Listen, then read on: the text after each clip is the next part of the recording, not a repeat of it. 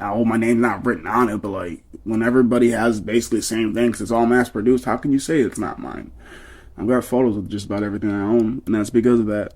I'm just saying, when it comes to he says, she says, he says, he says, she says, she says, they only believe those that look respectable. And for some reason, racism will stop people from looking respectable. No matter what you look like, no matter what you have, you're gonna look like somebody that stole it, or you're just gonna look like a fucking monkey in a suit. And that's how I always feel like when like, don't get me wrong, I love wearing dress clothes. I just don't like putting them on.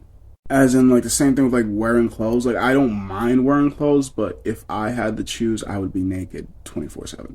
And when I was younger, I was at least half naked more than I was not half naked. And that's maybe why I attracted older women, because my body, as well as me, acted and looked normal. And it's like, wow, I used to fuck pedophiles. And it's because I was taught a pedophile's a man. Not a female that's older than me and should be smarter than me and could be grooming me, but well, when I want to shove my pee somewhere, I'm going to do it.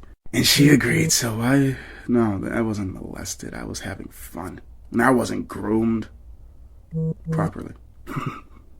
So, like, I'm just thinking of all that, and I'm just laughing at myself. I'm just like, wow,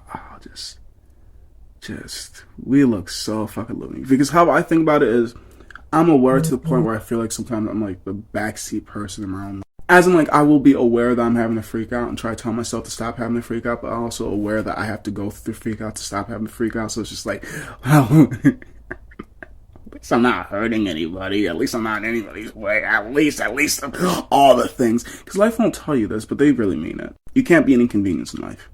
You gotta be pretty.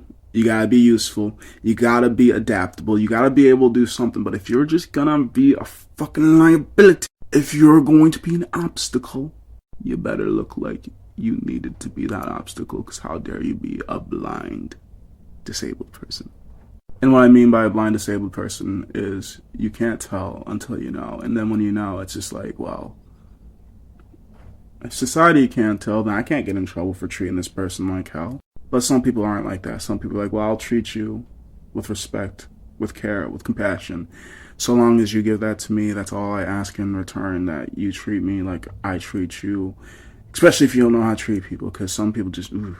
I promise, I treat a lot of people better than they treat me, and that's because the real me is an asshole. And I'm just like, well, if I'm me, the real me, I'm dead or in jail. And I like the limited freedom that I already have. But the second I stopped enjoying this, I promise you, I'll have more friends in more places that I probably shouldn't have.